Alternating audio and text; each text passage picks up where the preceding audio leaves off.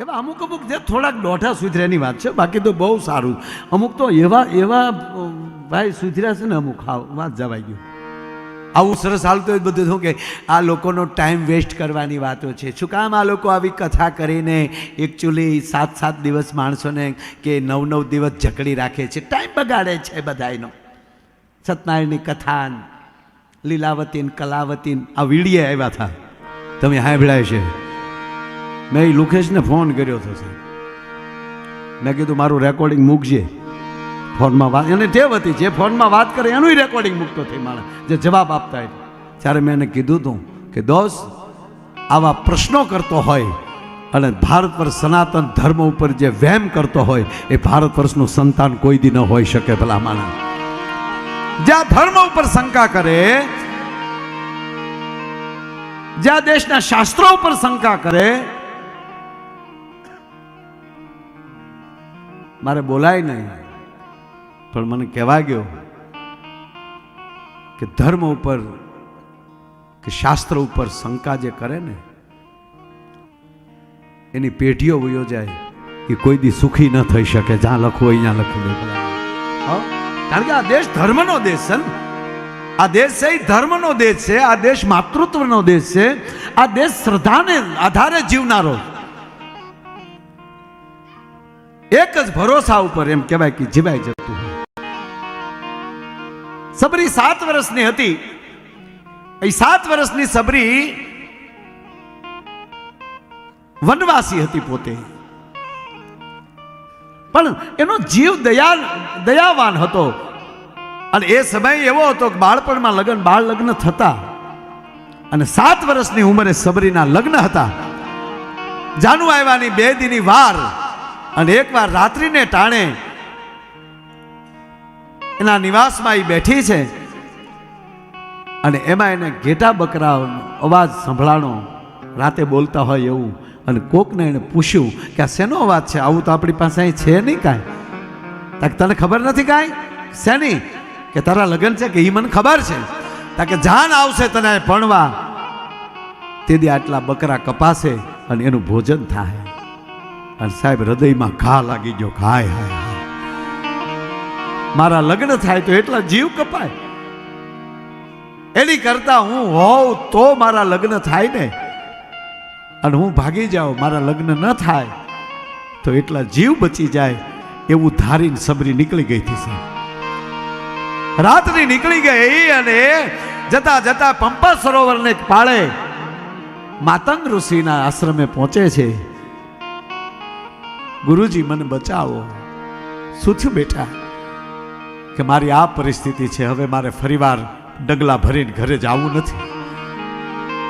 અને આ ભરોસો જોયો 7 વર્ષની દીકરીમાં.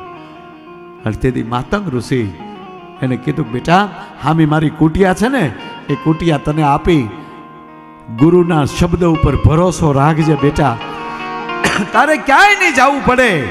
સમય થશે ને ત્યારે અખિલ બ્રહ્માંડનો માલિક ખુદ હાલીને તારી કુટિયાએ આવીને તને દર્શન દેશે. જા, તારા ગુરુનું વચન છે. અને 7 વર્ષની હતી એને સાહેબ માથેલી 63 વર્ષ ગલથોલિયા ખાઈને વયા ગયા, 70 વર્ષની થઈ.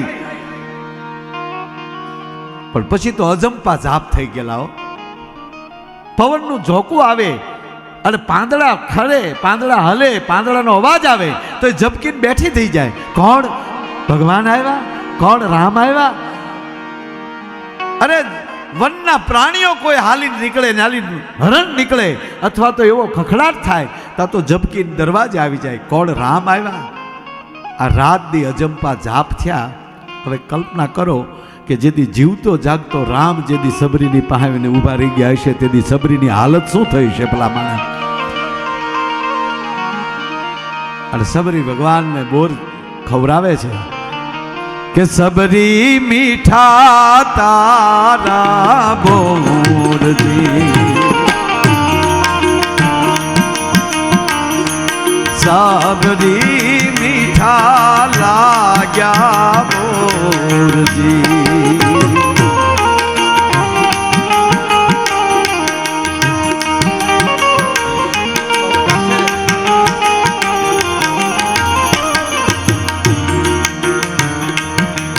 મીઠા લાગ્યા બોર, મીઠા લાગ્યા બોર. આ સાગરદા આવો મહાજન. તારી ભાવના છે અણમોલ, તારા મીઠા લાગ્યા બોલજી.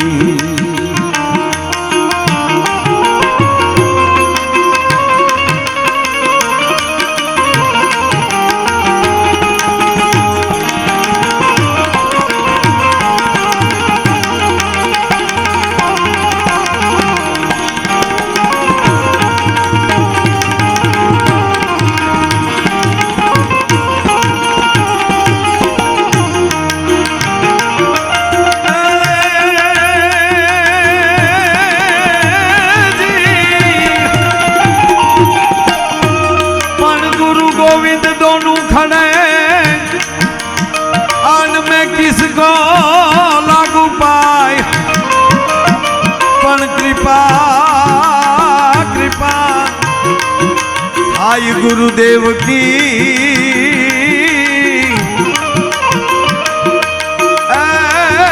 ने गोविंद दियो दिखा.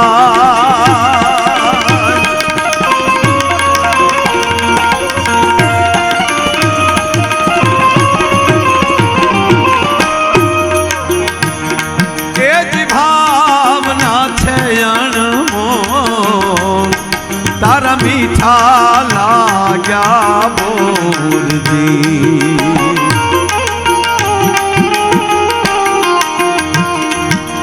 मीठा लाग्या बोर, मीठा लाग्या बोर.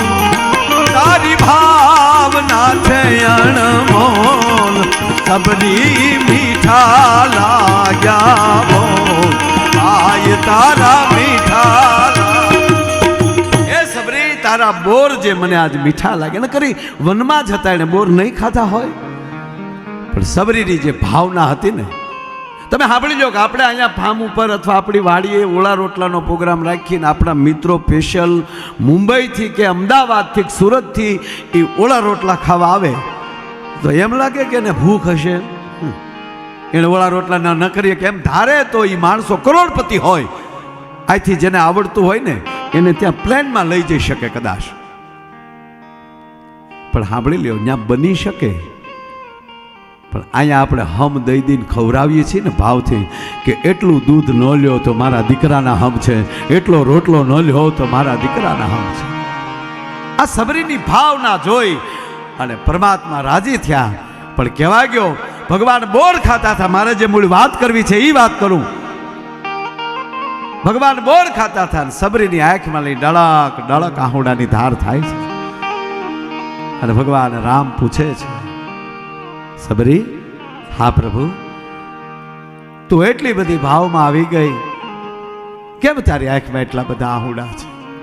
પ્રભુ માફ કરજો, આપ આવ્યા એનો તો આનંદ હોય, પણ આજ મારી આંખમાં આહુડા છે એનું કારણ એક કે આજ મારા સદગુરુના શબ્દ હાચા પડ્યા, મારો ગુરુના શબ્દો હાચા પડ્યા ને એટલે આજ મારી આંખમાં આહુડા આવ્યા છે. એનો આજ મને મારો ભરોસો પાકો થયો. કહેવાનો અર્થ ક્યારે બોલાઈ જાય ને ક્યારે સાચું થાય વાટ જોવાની તાકાત હોવી જોઈએ ભલામાં. અમુક અમુક તો શું કે અમારી ઉપર આવું થાય તો અમે માતાજીને હાસા માન્ય તારી હાટું આવે. આવા આવા આવા લોકેશો માટે થોડા માતાજી આવે યાર, જેને ભરોસો હોય. એટલે હું ઘણી વાર કહું કે તમારા આપણામાં જે કોઈ એવા ટૂંકમાં જે દોઢા કોઈ સુધર્યા હોય એને ન માનતા હોય તેને કહેજે કે તારામાં તેવડ હોય ને તો ડાયરેક્ટ તું માતાજીને તારે જે કહેવું એ કહેજે, ભગવાનને ડાયરેક્ટ તું તારે જે કહેવું કહેજે. ભગવાન તારે હામું નહીં જોવે ને માતાજી તારે હામું નહીં જોવે. ઘણા નથી કહેતા મને અજગર બનાવી દે. તને શું કામ અજગર બનાવી? અજગર ઓછા છે તારા બાપ જંગલમાં તો તને અજગર બનાવી દે? નહીં નહીં, એના માટે ભગવાન ન આવે. પણ એને એને એક વિનંતી, એવા કોઈ નરાધમ માણસ હોય એને એક વિનંતી કે થાય તો તું ભગવાનને સામું જે લડવું એ લડી લેજે, પણ મહેરબાની કરીને એના ભક્તનો સાળો કરતો નહીં, નહીતરી મારો બાપ વાર નહીં લગાડે. ભલામાં પ્રહલાદ માટે ભગવાન જન્મ ન લે સાહેબ, એ એ થાંભલો ફાટીને પ્રગટી જાય. રાવણ માટે કદાચ ભગવાન રામને જન્મ લેવો પડે, ભણવા જવું પડે, સેતુ બાંધીને લંકા પહોંચવું પડે, પણ કહેવાય ગયો હરણાકસ માટે અવતાર ન લેવો પડે. એને ખબર હતી કે હવે અવતાર લઈને આવતા તો મારા પ્રહલાદના કેટલા આહુડા ઓછા થઈ જાય ભલા માણસ.